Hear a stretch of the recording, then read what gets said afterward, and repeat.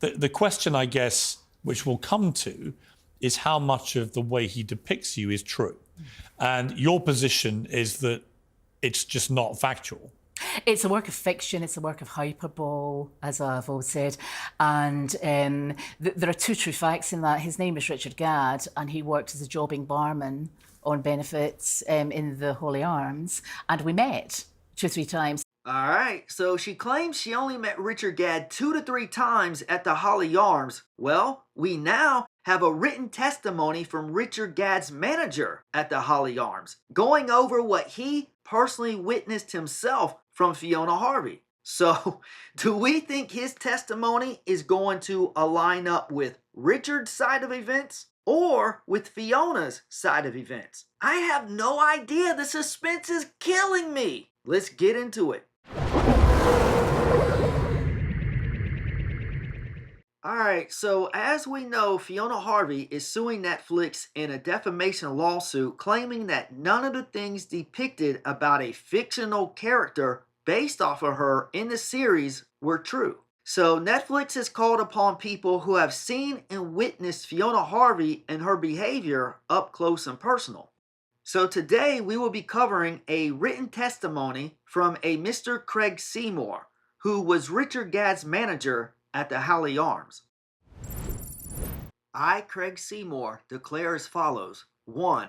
I was the general manager of the Holly Arms pub from July 2006 to June 2019. Richard Gadd worked at the Holly Arms within this time period and was subjected to stalking and harassment from Fiona Harvey, much of which I witnessed firsthand. 2. I was working at the Holly Arms with Richard on the day that Miss Harvey first came into the pub in 2014.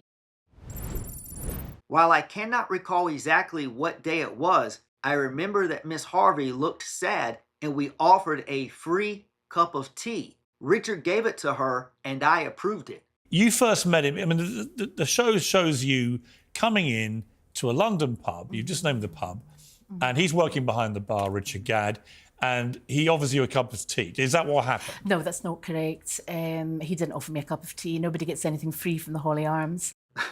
Why is she closing her eyes here? It seems she closes her eyes and or blinks excessively or stumbles over her words when anything questionable is being asked, like her entire demeanor changes. You guys don't think it's because she's possibly lying, do you? 3. I witnessed Miss Harvey's subsequent harassing conduct and behavior toward Richard, which commenced shortly after that first interaction. Miss Harvey figured out Richard's shift patterns and would turn up to the pub on the days he worked.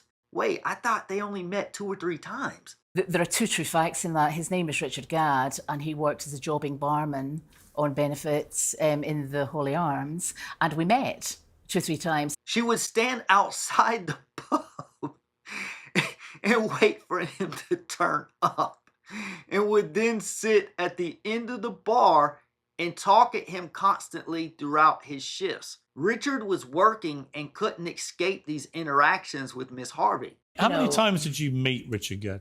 Don't know. What would you guess? 5, 6, maybe 5, 6 times. That's it? Yeah. In your life? Yeah. And we met 2 or 3 times, maybe 5, 6 times. And we met 2 or 3 times, maybe 5, 6 times. That's it? Yeah. In your life? Yeah. Yeah. At the start, Miss Harvey's behavior was more tongue-in-cheek and flirtatious, but quickly became much more serious, violent, and nasty. Miss Harvey said terrible things to Richard, particularly statements that were sexual in nature and often about her menstrual cycle.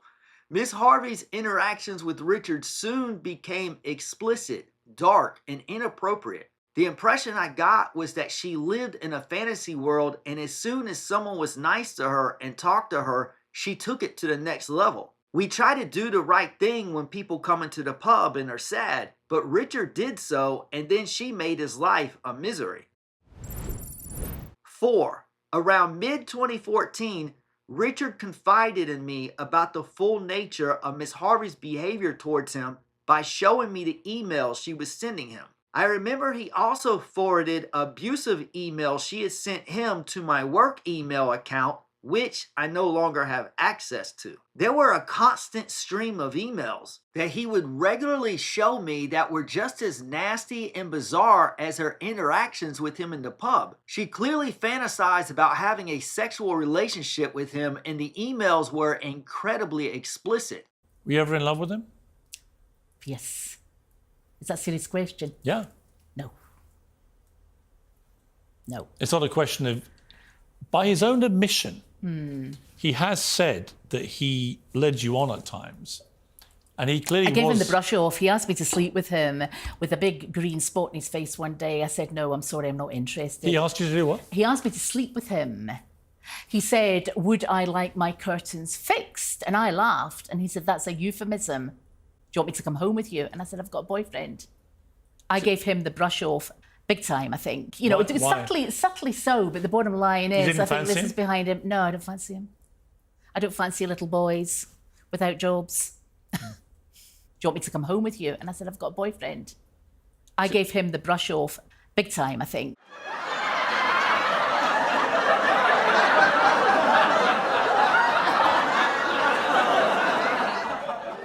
He had initially been putting on a brave face, but I realized the impact it was having on him, and he said to me that this just couldn't go on any longer. He said it was becoming really scary and intense and was really freaking him out. It was clearly making him feel really uneasy and fearful. What she was doing was well beyond what was acceptable. This guy's clearly lying. We all know Fiona doesn't do things like this and that everybody's lying against her. You all just wait till all her lawyer friends come forward. 5. At some point, after having seen the emails she was sending him, I told her that she wasn't welcome at the pub anymore and wouldn't be allowed in. I told her that she was harassing one of my staff members and I needed to look after him. While I don't think she actually came inside the pub after that point, she was very persistent and continued to turn up outside the pub on the dates and times when Richard was due to start working. She figured out that he would start work at 10 a.m. even though the pub wouldn't open until midday. She would be there outside the pub when he arrived for work. We used to try and sneak him through the side entrance. Yeah, this guy's like a rock star now. So that he wouldn't have to interact with her. I would have to go outside the front and tell her to leave. It was total harassment and no staff member should have to try and dodge someone hanging outside the front of the business that they work in.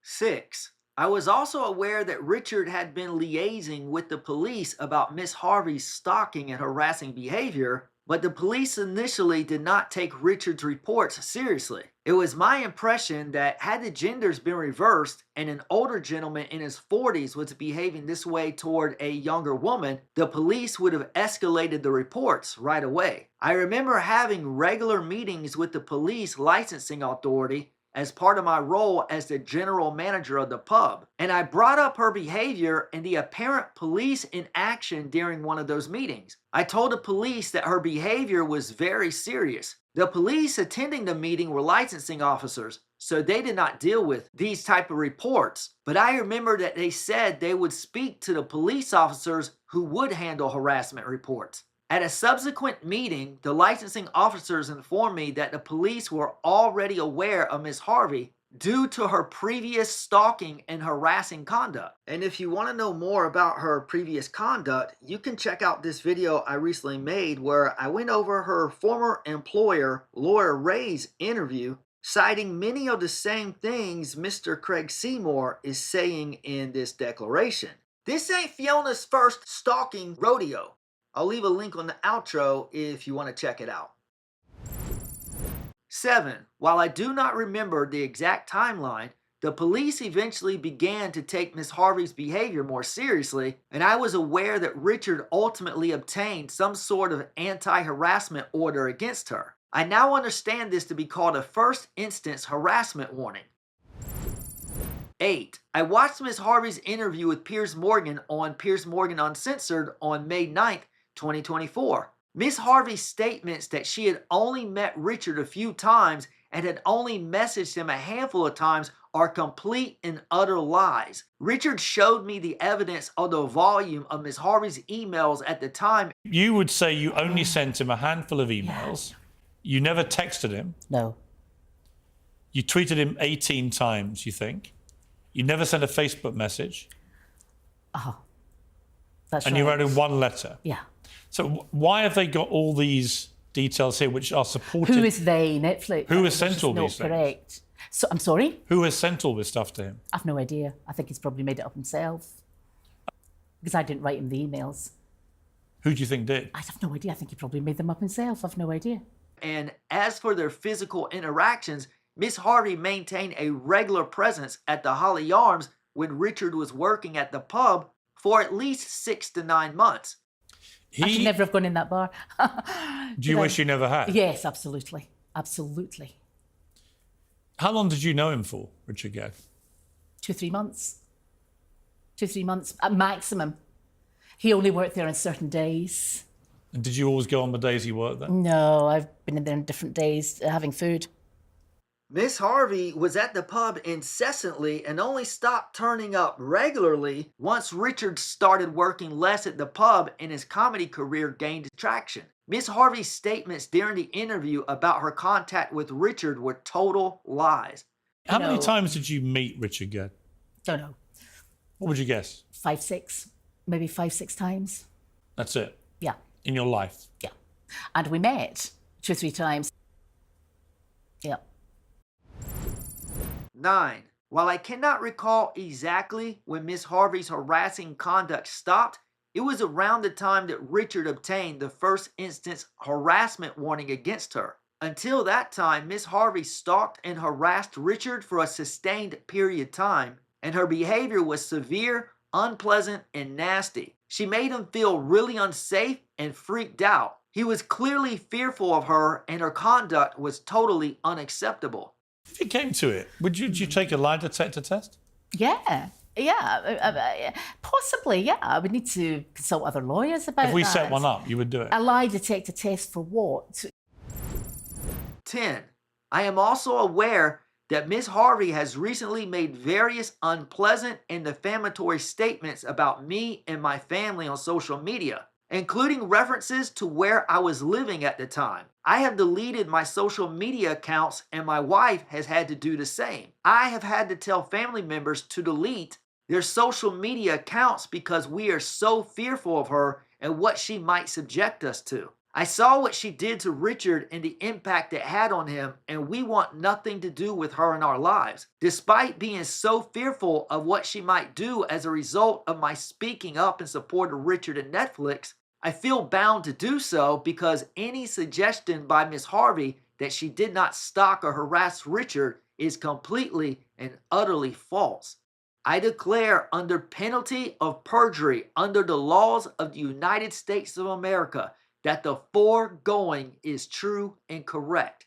Executed on July 28, 2024 at Norfolk, United Kingdom. Signed, Craig Seymour. Oh, this guy's going to jail for perjury, lying under oath. There is no way Fiona did any of these things. It's nonsense, nonsense. So, add Craig Seymour to the growing list of individuals who Fiona Harvey has scared and intimidated. Richard Gadd, Laura Ray, Jimmy Ray, Donald Dewar, George Galloway, Neil Sears, Heather Burns, and now Craig Seymour. And I'm sure there will be more to come. I think you should look at him saying I am some sort of mental case and judge for yourselves, because I can't change your mind on this. I can just rebut what has been said. You need to make up your own minds. But my mind is made up. He's a liar. And my friends say likewise. Friends? What friends, Fiona? Where are the declarations from your friends? Where are the written testimonies from your friends? No, forget friends, plural. Just one friend. Just a single friend, Fiona. You know what? Forget friends. How about anyone? Anyone at all. to submit a declaration to the court defending you. Get anyone you know to write a declaration under oath and tell the court you're not a stalker. Anyone at all. We are waiting, Fiona. We've been waiting since last May when this story first broke for someone to come along and say that you're innocent. And no, your money-hungry attorney doesn't count. So that's about it for this video. If you liked it, give it a thumbs up. Consider hitting the subscribe button. And if you want to see more lies exposed from Fiona Harvey's interview with Piers Morgan, click on one of these other videos I've done. Thanks for watching. God bless.